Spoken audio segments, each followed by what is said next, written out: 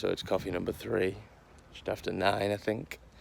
We're on coffee number 3 because the first 2 have barely touched me. Which is interesting because usually after the second coffee I'm pretty perky, so this will be exciting. After this I've got to get 20 rounds of boxing in, have to, because yesterday was a rest day. The day before was supposed to be a rest day, but I ended up skateboarding all day. So I've got to get the boxing done. I'm going to meet my friend Pete, who owns the Curing House in Middlesbrough. He's invited me over for some lunch after he FaceTimed me twice from his pocket on Friday.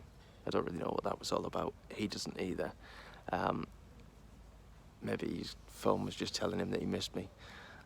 So I'm going to go over and hang with him and have some lunch, which I'm really looking forward to because Pete's such a good guy, and his restaurant is just unbelievable, man. If you haven't been, if you're from Teesside or if you're not from Teesside, go and give the Curing House a check out, man. Go in. Staff are always fantastic. Pete's usually floating around somewhere chatting to people. Like, yeah, it's really cool, man. I really, really enjoy that. So that's the plan. I've got a funny feeling that I might end up skipping on the training because if this coffee doesn't hit me, I think that's my body's way of saying you've probably been doing too much partying in the run-up to 1st of September. Just take a rest. So we'll see. We'll see.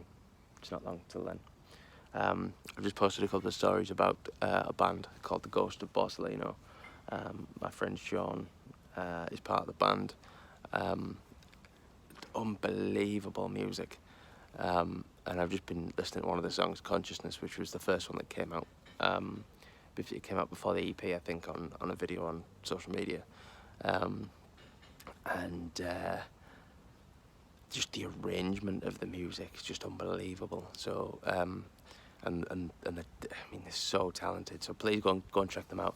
Their EP is up wherever you consume your music. You can stream it on Spotify or Apple Music or whatever. You can certainly buy it on there. I bought it on Apple Music, so you should go and check that out. I got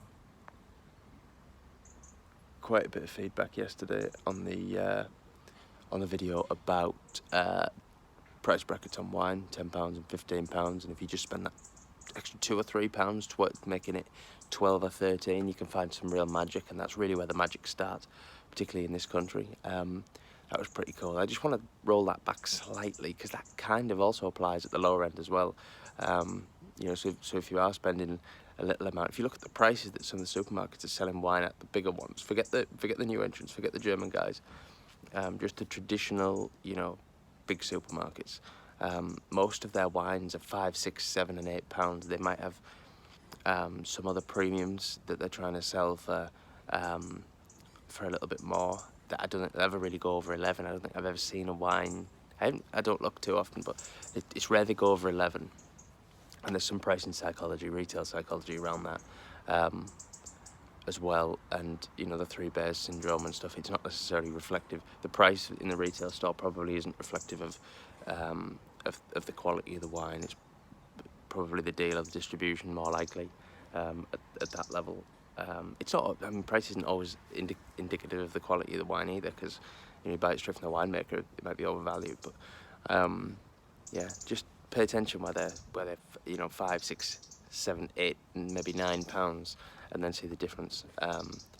You know, when you jump up to 11, if they're doing 11 or 10 or you know, whatever, that's worth checking out, because I think that's interesting. So if you're going to spend 6, spend 9, because you could probably get something a bit more exciting at 9. And it's not really that much more money, another £3 if you're already spending 6. I don't want to sound condescending about how people spend their money, so please don't get on me like that. I'm just saying that you can jump out of that bracket if you're if you always spend the same amount on wine, you can always bounce. And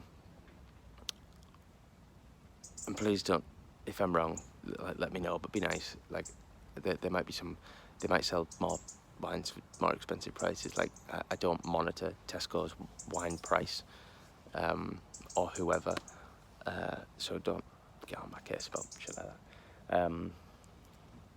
Be nice. We're all trying to just help, and everyone's trying to learn about wine and everything else. What I am interested to see is the price point for the organic wines in some of these places.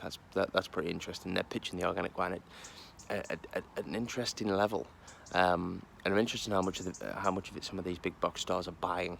You know, how much volume that they're buying, because I think that's probably one of the things that organic lends itself slightly towards that, because you can have your organic farming methods, and create your organic wine, and still produce.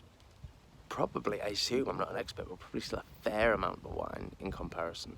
But when you really get into the lower intervention, it's probably much harder to do that, because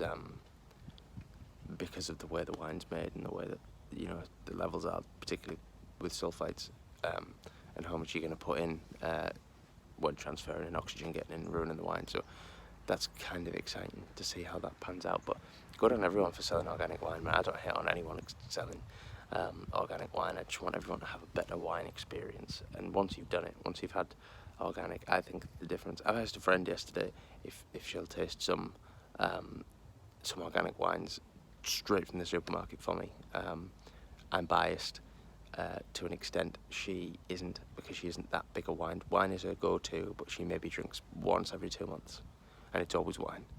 So it'd be interesting to see if she can really feel a taste difference.